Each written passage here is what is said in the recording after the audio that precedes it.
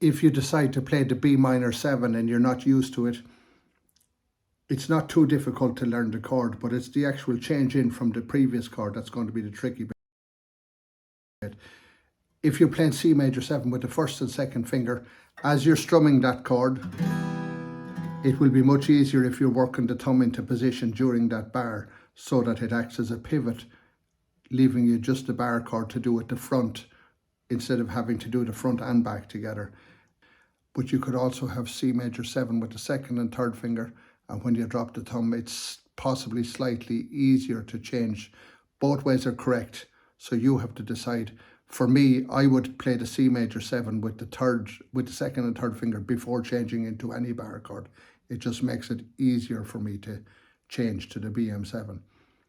And if you still find it too hard, you always have the option of playing a D chord instead of a Bm7. They sound so similar.